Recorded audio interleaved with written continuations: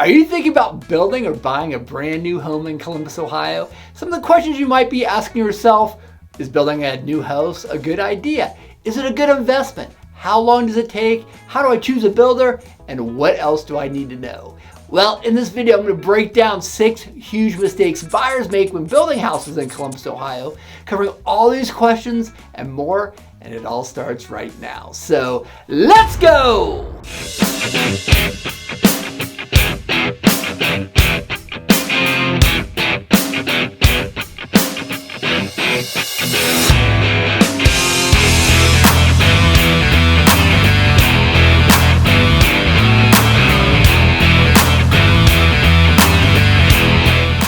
If you're new to my channel, my name is Mark Van Stein. I make videos on what it's like living in Columbus, Ohio. I cover things like the pros and cons of building new houses, the best schools, neighborhoods, areas, cost of living, and all things you need to know about living in the capital city. I try to give the viewer a really good understanding on what it's like to live here.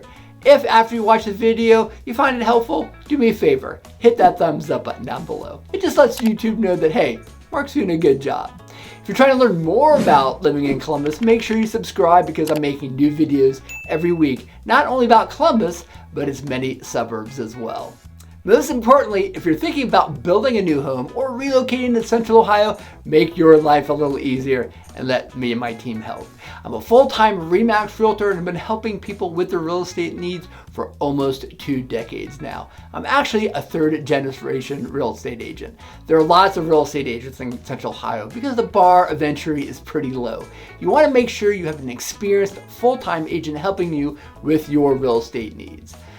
But I don't want to stand here and tell you how great I am. I want you to hear what my past clients had to say.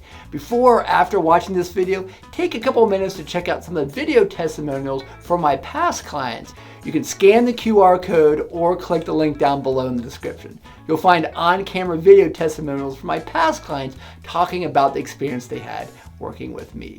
Finding a realtor you can trust will not only help you find and build a great home, but also make sure you make a good investment can be a challenge. Please don't make a huge mistake with one of the largest investments people make in their lifetimes. You can call me, text me, email me, scan the QR code. My contact information's down below the video as well. Okay, enough about me. Let's break down the 6 biggest mistakes buyers make when building homes. Number 1 is not having the right expectations and not being realistic. It's easy to get caught up in the excitement and designing and building your dream home, but it's important to be practical about what is actually going to be feasible. You might have a vision of a grand, spacious home, a fairy tale castle, but can your budget accommodate that dream? Building is expensive. Unless you have unlimited funds, you're probably going to have to make some concessions. And who has unlimited funds? Unfortunately, the reality is most people don't get everything they want when they build. Another common expectation is that everything will be perfect without any flaws. While it's important to have high standards, I know I have high standards, you also have to remember that construction is an on-site imperfect process. You want to work closely with your builder, more importantly, the super who is overseeing the construction, and keep those lines of communication open. Also, remember the importance of location, something home buyers often tend to overlook. Many are often focused on the size, layout, fixtures, and overlook the neighborhood and surrounding amenities. Do a little bit of research on the local schools, shopping centers, hospitals, and other important factors to ensure that your new home meets your location needs. I had a client a few years ago move down to Alabama to build their dream house. They loved the home. It was in a gated community, fantastic views, great floor plan, but it was literally 45 minutes to the nearest grocery store and even further to the hospital, which they totally overlooked. Now, you're probably not going to have that problem in Central Ohio that you're building way out in the country, but it's something that people often overlook and don't put enough focus on.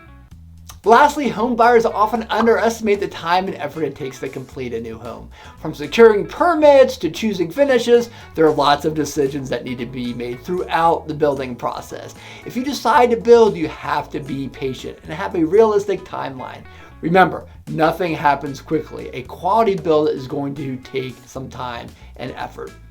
Number 2 is not getting third-party inspections. While most home builders are on top of things, and of course the county will be inspecting the home as well, it's important to have an independent inspector to ensure everything is being built properly and nothing is being overlooked. I can't tell you how many horror stories I hear about things being forgotten in new construction or completely missed. Have you ever built a new home? Do you have one of these stories? Drop in the comments down below. I would love to hear about it. The reality is that builders leave it up to their subcontractors to do the right thing and rely on their superintendents to oversee the subs, and of course the county code inspectors. Well, county inspectors are stretched thin and overworked. The subs sometimes don't do the right thing and will shortcut something. And I mean, a builder superintendent might be overseeing dozens of homes being built at the same time. It's not unthinkable to think that something could slip through the cracks. You just don't want it happening on your home. Getting a third-party inspection is going to give you some peace of mind and make sure nothing falls through those cracks. Building a new home is a significant investment. You want to be sure that everything is being done properly and nothing gets missed. Number 3 is working with an inexperienced builder. While it's tempting to work with a new or less expensive builder, it can lead to all kinds of problems. Newer builders may lack the necessary skills, financial stability, and relationships with subs to effectively build a home. Inexperienced builders also might struggle with sourcing quality materials or negotiating deals with suppliers. This can result in using a lower quality material or taking shortcuts, or even worse, not paying their subcontractors. If that happens, then you've got a subcontractor putting a lien on your house. Trust me, I've seen it. It's essential to do a little bit of research and work with a reputable builder. We had a large national builder come into Columbus. This was like 12 years ago now. Building at a pretty high price point. They were only here like 3 or 4 years. They couldn't establish good relationships with the subcontractors in town, and quite frankly used inferior materials. I tell my clients to avoid those homes when they come on the market. Remember, a builder is only as good as the subcontractors they hired to build the house. If they don't have those relationships or use inferior subs, it's really going to show in the house. And you're going to be spending a lot of money for this house. That's why it's so important that you use a reputable builder. Number 4 is not having any representation. Some people think that maybe they can save a little bit of money by not working with a realtor or an attorney, or they just don't need someone to help. You have to remember, as nice and as helpful as sales agents are, they work for the builder and have the builder's best interest in mind. They don't represent you. Whether you've built homes in the past or this is your first time building something, sometimes you don't know what you don't know. I grew up in the real estate industry. My mother, who's also my partner and broker owner of our company, used to be the president of one of the highest regarded builders in town's real estate companies. It's just important you have someone on your side during this process. Let me briefly give you an example of what I do when I work with a client on a new build package and what other realtors should be doing as well. First, it's finding a quality builder that's going to fit that client's style and needs. There are dozens and dozens of builders out there, and some you should avoid like the plague. But finding the right builder is the first step. Next is designing the home, helping my clients make the right choices based on their budgets. Getting the right things in the home during the build, thinking and planning for the future needs. Knowing where you can skip on the budget and where you shouldn't is huge. Then going to design meetings and making sure they choose styles that aren't too trendy. I see this way too much. Designers want to push these trendy decors and colors. Then 3 years later, it's out of style and you've got to pay to bring the house back up to style again. Once the construction actually starts, meeting my clients there every couple of weeks to check the progress. If you're building a new home, you absolutely have to visit it often to make sure it's being built the way it should be. I hate to say it, but there's so many things get missed or forgotten. You're the only one who knows exactly what is supposed to go where in the house. I had a client last year who was moving in from out of town and couldn't be there at the property. And I would literally go there for them every other week or so and FaceTime them so they could see the progress and make sure things weren't being missed. Lastly, like I mentioned earlier, helping them through the inspections, all 3 of them. If you're building a new home, my recommendation is you have 3 different third-party inspections at different times during the build. There is so much more to talk about, but I don't want to make this section like 20 minutes long. If you're thinking about building, please just make sure you have some kind of representation. It's just way too big of an investment not to, and that's where I can help. If you're thinking about building, give me a call. Let me explain how we can assist you. Number 5 is not budgeting properly. Building a new home is expensive, period. You have to be realistic and have a budget in place before you start the process. Not budgeting properly leads to overspending, arguments, sleepless nights. I've seen it all.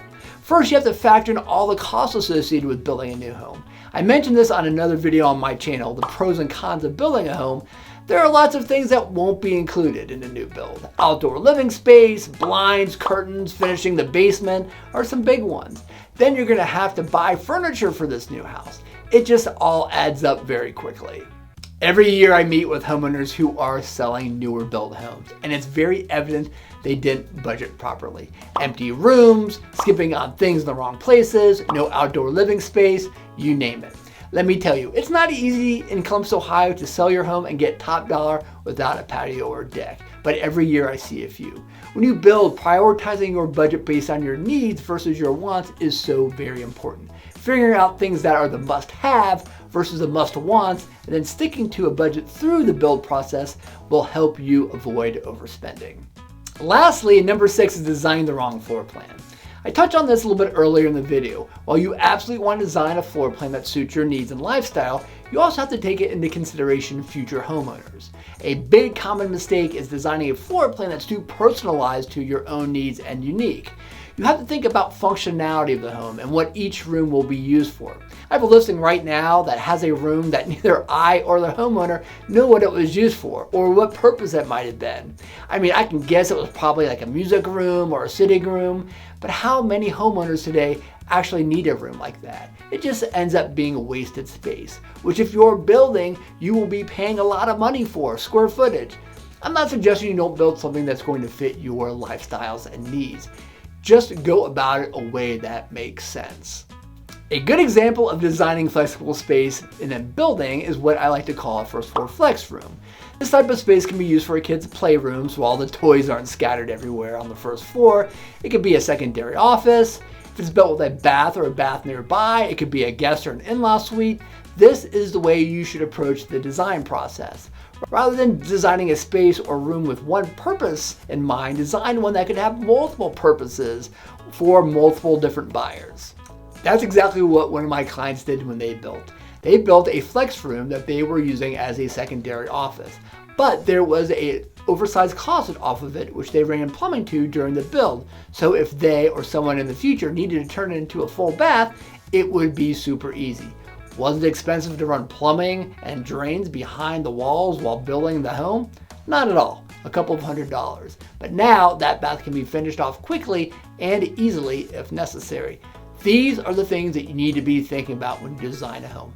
Not necessarily your needs right now, but think about what your needs are going to be 5, 10, 20 years from now. Well, those are 6 of the biggest mistakes I see. I'm sorry, I tend to get a little preachy about this stuff, but it's just so very important to me that people and my clients make good, educated decisions. Like I said, I've seen way too many mistakes in my 19 plus years of doing this. Hopefully, you found the video helpful and maybe a little bit entertaining. If so, please give me that thumbs up button down below. And make sure you subscribe because I'm making new videos every week. And of course, if you think you need some help building a new home or moving to Columbus, please reach out. You can call me, text me, email me. I'm pretty easy to find. Until next time.